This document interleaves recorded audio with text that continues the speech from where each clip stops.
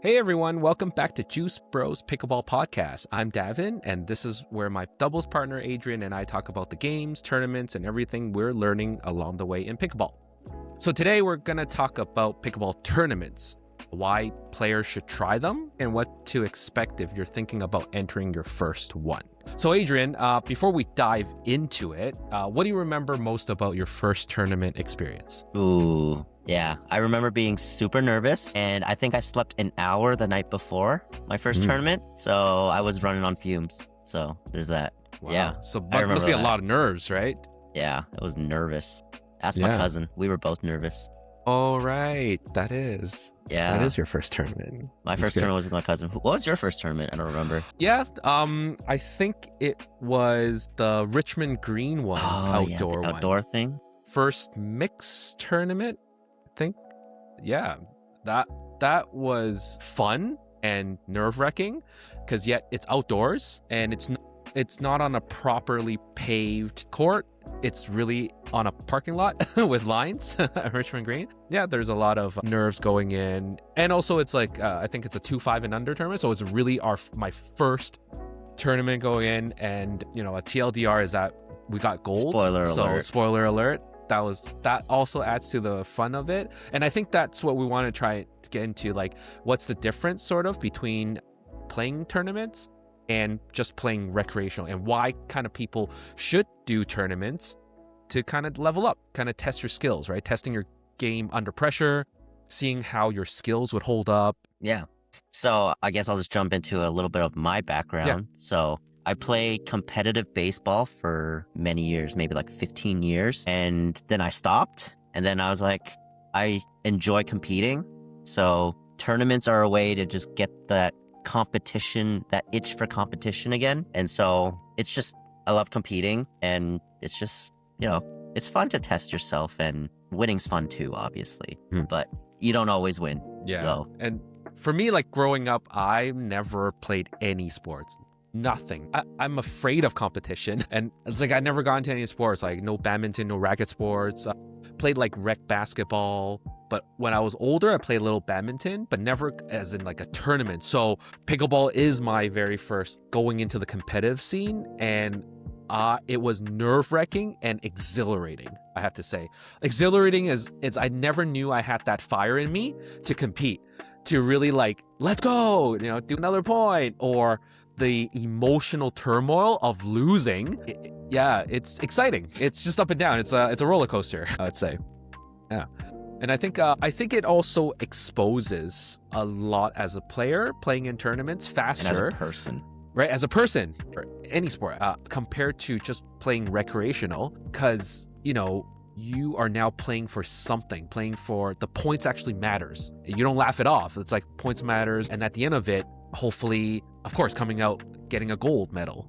In rec, you have do-overs. You can be like, all right, we'll just play another game. Right. But in tournaments, you don't get a rematch. You just kind of play it out, and if you lose, that's the result. If you win, that's the result. It's kind of do or die. And yeah, and you're paying. So usually you want to get something out of it. We're not professionals. We don't get paid to play. You pay to play. Exactly. So you usually want to get something out of it. You want to get some value. Yeah, a lot like tournaments nowadays cost quite a bit of money, right? So you really want to go into the tournament ready, dialed in, and try to win it. So comparatively to rec game, again, as you said, I'll just laugh it off. Like, oh, someone made a silly mistake. I'm going to laugh it off. But in a tournament, I don't know. I'm not going to laugh it off. It's probably You're also responsible to your partner too, because your partner also paid. So you want a good experience. So while you want to win, there's also a mindset portion of having a good experience, because even if you lose every game, you still want to leave having a decent experience. Yeah. So why do you think tournaments really improve faster than just playing rec every day? Like, how when we started playing pickleball, we played every day, nonstop, like hours and hours. But how come tournament would get you improving faster? Yeah. So first of all, it puts you under pressure. Okay. And that's usually where your skills are tested. Your everything, every minute detail gets exposed. Your strategy gets exposed. Your mental gets exposed. Like, I think it brings out either sometimes the best and sometimes the worst in people. Okay. Sometimes people show their worst sides in tournaments, because that's when They're all nervous. They maybe less filtered. Like your mental toughness really gets tested. As we've both been through, I've had experience playing baseball tournaments growing up. So, and especially as a pitcher, it's usually one-on-one. You're very like locked in, but sometimes you're not locked in. Sometimes you're not doing well, and you still have to be responsible to help your team win. And I'm sure as you've learned, like, you're like, I don't want to let my partner down. It's very challenging mentally. So I like to say tournaments are 90% mental and 10% skill. That's fair. But wouldn't, like, say if you organize a rec game, can you mimic that pressure play in rec play if like all four players are down? You can, but what's the difference? Can definitely try. Like, exactly. Let's say get 4 high-level players and get that dialed in game. Get some money on the line. I guess so. I think it's something at stake, right? Exactly. Like at a tournament, you paid, there's a medal on the line and all that. You traveled, you drove, sometimes whatever it is. Got to wake up early sometimes. Yeah. And I think also one of the factors is also that, say you're getting a group in, you know those people, right? Like, you know their style sometimes if you play with them a lot, or they know your style. So it gets a lot of rallies, right? Back and forth, because like, okay, you're figuring it out, right? But in tournaments, the other team, sometimes it's not your friends that you're playing. A lot of times it's just strangers. It's just strangers. And I think that's a huge difference. You're using that first game, like let's say in a round robin, to figure out the other team. So it puts you in the pressure that, okay, no, I'm down like 0-5 right now. What's their weakness, right? Or what am I testing? So it actually adds that pressure, as you mentioned. It's more figuring out, but then you also have to balance like, okay, now I have to make that shot. So it's a lot of pieces. It's a chess game in that tournament setting, right? So there's a strategic stuff to do and so that, but it's within that 11 or 15 point game that you have to figure all those out. And you might not get a chance. If you lose, you might not get another chance. It happens real quick. Next thing you know, the game's over. You're like, what? Yeah. So would you recommend tournaments to someone just like, okay, I'm just a rec player, but would you recommend someone trying a tournament per se? I think honestly, tournaments are an amazing experience. You meet so many people. A lot of the people I've met are from tournaments because a lot of times you're playing in your own circles, you have your friends, but then you meet people from across the city. I've met so many people from Mississauga per se, like so many amazing people from Mississauga and West End and East End, like everywhere, just from playing tournaments. So even from out of province, out of different countries, you never know where you're going to meet someone. Yeah, and we have a lot of US players coming, right, to join Canadian tournaments too. Like, that's huge. And you're right, like meeting different people. If I've only played in East End, Markham, I never would know that. Oh my God, there's so many great players in West, North. So yeah, tournaments are a great way to meet people and even like expand your circle of being included in games, invites. Oh yeah. Right? Yeah. Also, yeah. Yeah, like if you do well, people start inviting you. They're like, hey, they get your number. Yeah, because again, players want to play better players, and that's how we all improve. And if they like your vibe, even if you don't win, if they like your vibe on court, they'll call you in just to have some fun. Yeah. That's even better. Sometimes they'll be like, why are they laughing in tournaments? Yeah, why do they talk so much? You know, why? Why are they shouting out people at the beginning of their video? Yeah, why? Sometimes these are the things that calms myself down, right? To do that shout outs. It literally adds to the ritual, as we talked about previously. It's a routine. It's a routine that we do. Sort of superstitious, I would say, little stitious. I'm very stitious. Yeah, very stitious. Actually, me too. I feel like if I don't do that, it kind of like bothers me, so it affects my game. Yeah. That's me. So let's get into like after you sign up for your first tournament. Right. What do you expect? Yeah, so there's different formats, different types of tournaments. There's side-out scoring, rally scoring, and then, you know, once you get started, round-robin pools, right? Brackets. I think a great way to really prep yourself going your first tournament is kind of know the format you're getting into. Before the tournament, if you get any practice games in, then you can mimic that format. I remember when we did team play and it's rally scoring, that's a totally different style of scoring because every point matters now. So you're really careful on your serves, you're really careful backing balls because every point matters. And that usually one player would stick on the left side because it comes out depending on your score. If it's odd or even, that person would serve and you don't switch left or right. So you're staying on the left side or staying on the right side. So that really matters. Because if you're always playing as a right side player with your doubles partner in rec, then now, what if you have to play left? Then you have to get a lot used to it. Yeah, it changes the strategy completely. But I guess for us, like usually what's our formats that we usually play? Yeah, usually it's all side out scoring because rally scoring is a little rare. Usually in a big team format, an MLP, MLLP format. But usually in tournaments, we joined is round robin pools, and it goes up to 15 in the round robin matches. And then usually, depending on how the tournament is, there's 2 timeouts per side, per team. 2 1-minute timeouts. Anything? Yeah, like I'd recommend getting familiar with it because you're going to be nervous, especially for your first tournament. I don't care how emotionless you are, you will be nervous. If you're paying to play in a tournament, you will be nervous because you're like, I don't want to waste my money. Exactly.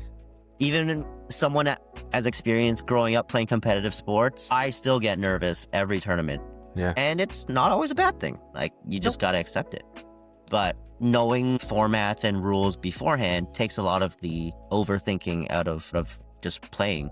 You just want to clear your mind. Yeah, you want to clear your mind in your first round. Just play pickleball like that. Don't even think about, you don't need to like, how many timeouts do I have? Like how many minutes or switch sides at 8.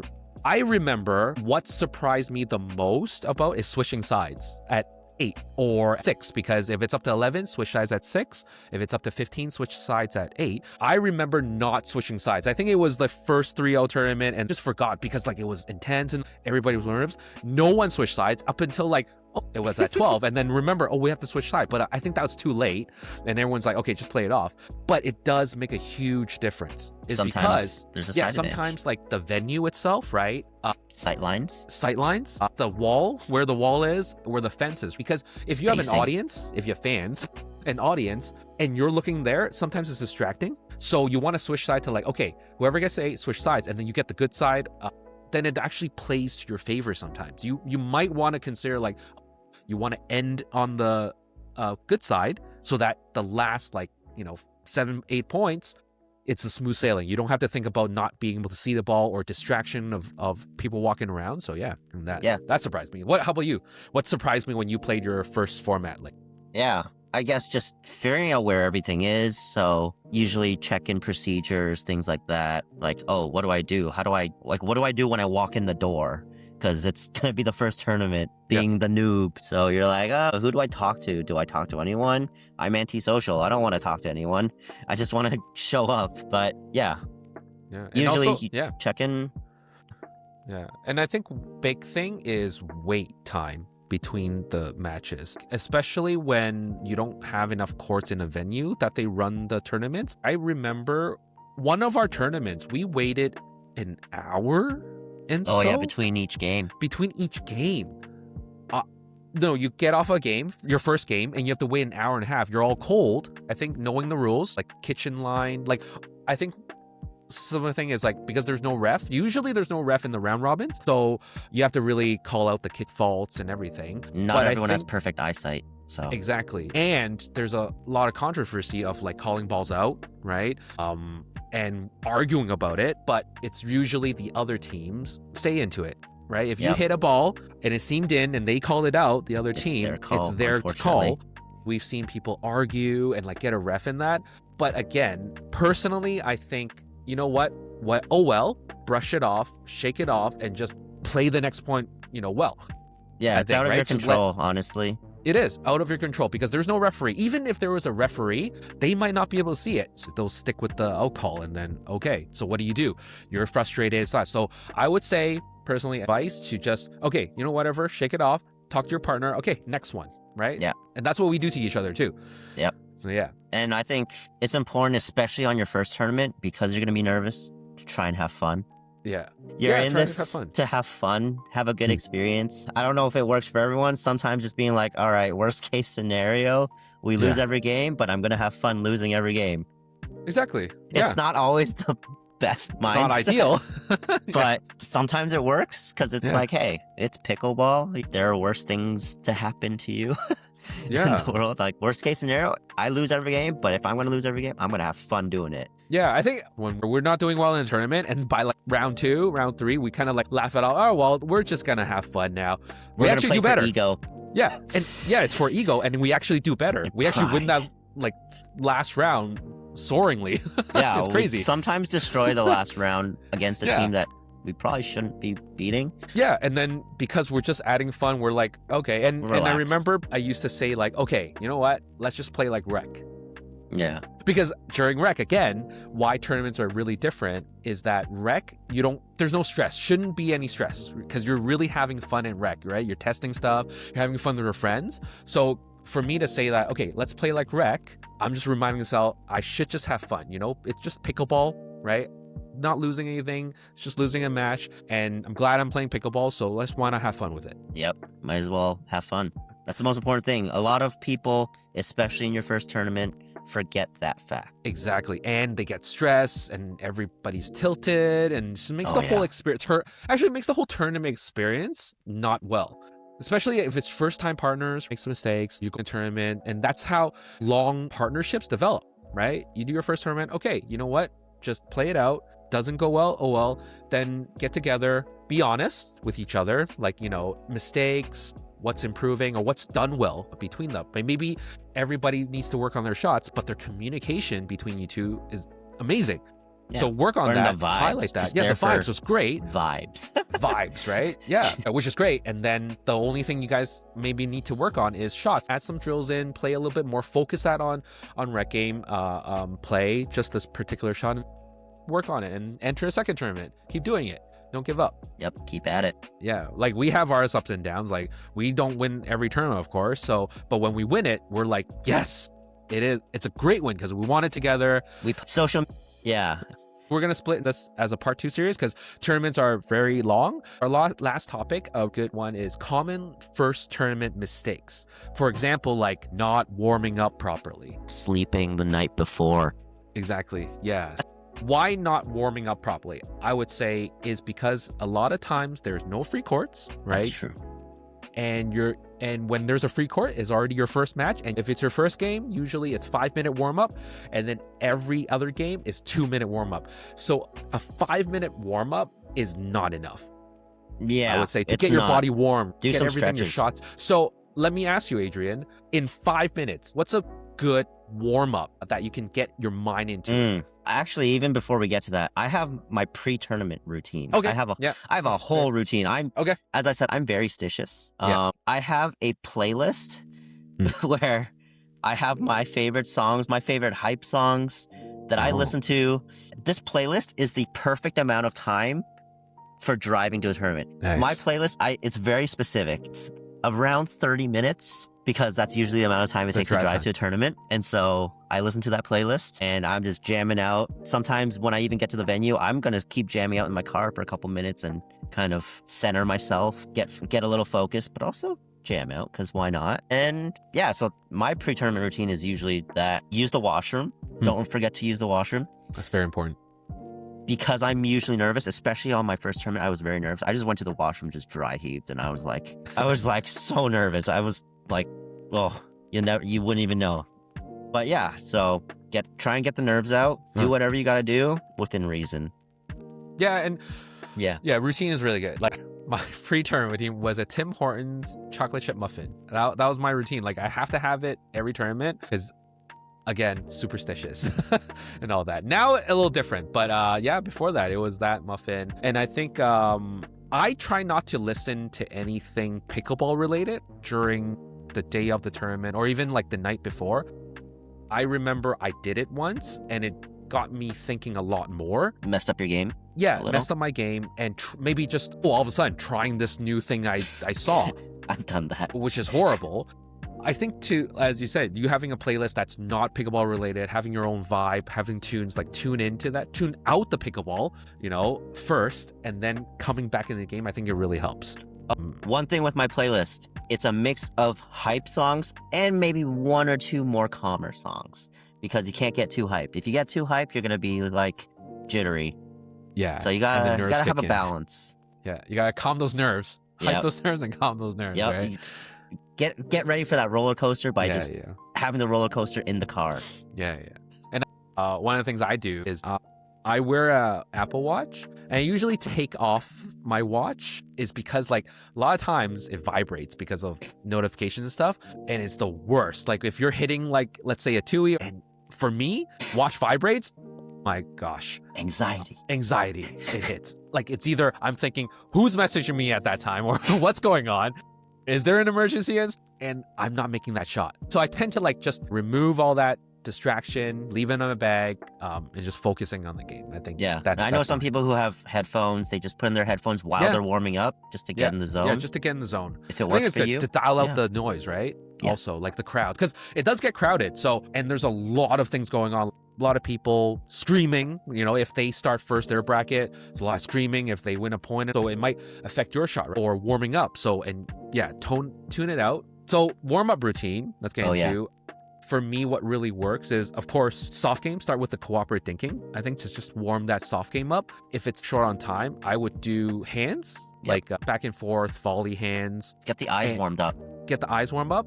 And maybe if there's a little bit more time, play a point or two out. Like a short 7-11 like skinny game. Singles, Skinny singles. I think that really helps because it adds a little bit of pressure so that you're ready for that. Your first game, you don't know that pressure and your nerves are here. That skinny singles or the kitchen game or 7-11 really helps to dial in, okay, all right, I'm making those shots. I'm making a third shot drop. I'm making a third shot drive. Exactly. Get up to the net, right? Move your muscles. Warm up those legs. I think that really helps. That's for me. Anything different? Definitely hands.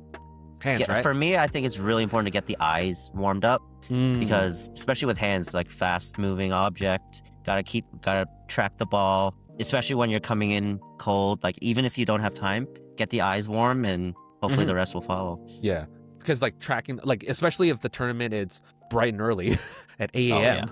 You're half asleep. So yeah, that warming up your eyes, tracking the ball is really important. Especially early in the morning, stretch your legs. Because you will be tired probably. Yeah. If you're anything like me. So last but not least, like if someone is thinking about playing their first tournament, what one advice you would give them? Like one advice.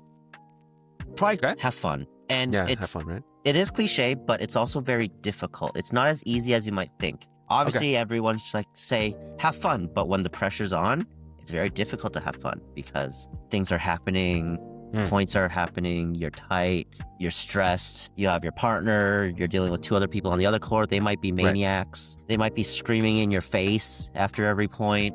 There's a lot going on, but try to remember you control what you can and just to have fun. Have a good experience, be a good partner, don't be a douchebag. You're like, have some fun, smile, and don't forget to breathe. We have a friend who forgets to breathe sometimes. Yeah. Exactly. My one advice, be sure to hydrate really well, get those electrolytes in, keep the same routine as you would playing your regular weekly recreational game, right? Don't change anything. Keep it the same. Try and minimize the variables. Yeah, minimize the variable. Because again, you might be playing with a new partner, first time tournament. So you want to get the other stuff as routine as possible and the new things you want to add. Like first tournament, new partner, like that. So that's it for this episode of Juice Bros Pickleballs. If you enjoyed the conversation, be sure to like, comment, subscribe so you don't miss the next episode. And let us know in the comments, have you played in a pickleball tournament yet? So thanks for watching, and we'll see you in the next one. See you next time.